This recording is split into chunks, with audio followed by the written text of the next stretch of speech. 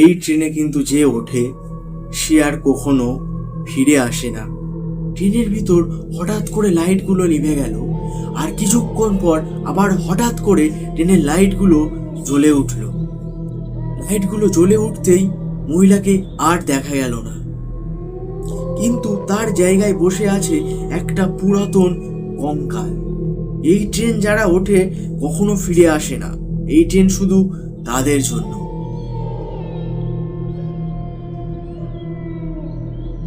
নমস্কার, আমি পবিত্র দেবনাথ, আর তোমরা দেখছো পটলদা ইউটিউব চ্যানেল। প্রতিদিনের মতো আজও একটা গায়ে কাঁটা দেয়া আর হিম করা ভৌতিক গল্প তোমাদের সাথে শেয়ার করব। ভিডিও শুরু করার আগে, অডিও স্টোরি শুরু করার আগে তোমাদের কাছে একটাই কথা বলবো, যারা ছোট আছো, আমার ছোট ছোট বোন আছো, ছোট ছোট ভাই আছো, ভাগ্নি আছো, তারা গল্পটা থেকে দূরে থেকো। আর যারা অ্যাডাল্ট আছো অবশ্যই তোমরা গল্পটা শোনো। যদি তোমাদের ভয় করে তাহলে আমার ভিডিও থেকে তোমরা স্কিপ করতে পারো। এই ট্রেনে, গল্পের মধ্যে একটা ট্রেন রয়েছে, এই ট্রেনে কিন্তু যে ওঠে সে আর কখনো ফিরে আসে না। এরকম ফিরে আসা নিয়ে একটা ভৌতিক ঘটনা তোমাদের সাথে শেয়ার করব। চলো।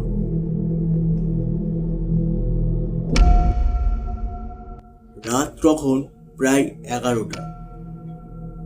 রেল স্টেশন প্রায় ফাঁকা, শুধু দূরে একটা লাইট টিমটিম করছে, হালকা কুয়াশা। রাহুল নামের একটা ছেলে শেষ ট্রেন ধরার জন্য প্ল্যাটফর্মে দাঁড়িয়েছিল। যে ঘটনাটা পাঠিয়েছে তার নামটা আমি একটু অ্যাভয়েড করলাম, করে এখানে একটা অন্য নাম অ্যাড করলাম।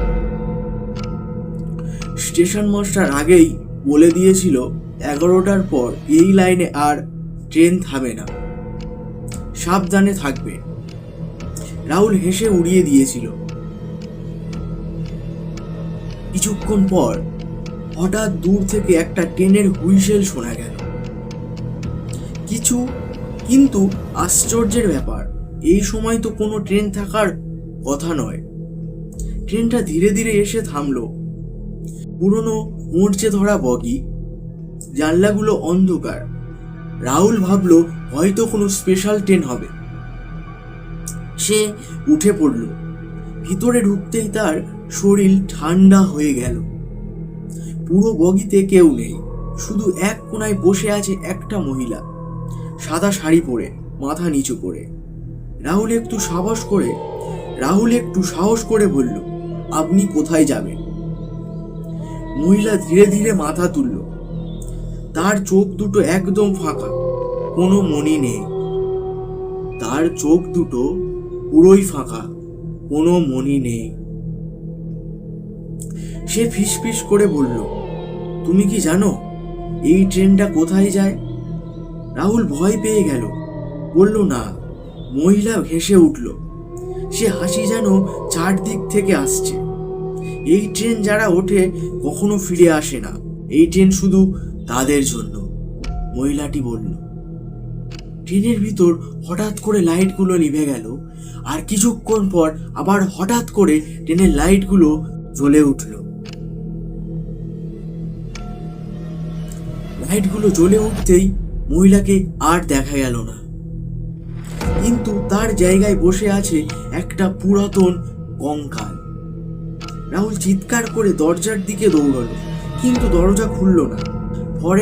পরের স্টপেজ তোমার শেষ স্টপেজ।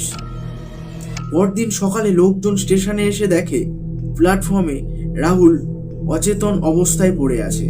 তার হাতে শক্ত করে ধরে রাখা একটা পুরনো টিকিট, যার তারিখ 1987 সাল। আর সেই দিন নাকি একটা ট্রেন দুর্ঘটনায় অনেক মানুষ মারা গিয়েছিল। তারপর থেকেই প্রতি বছর সেই রাত্রে সেই ট্রেন আসে, আর কেউ যদি ভুল করে উঠে পড়ে সে আর কখনো ফিরে আসে না।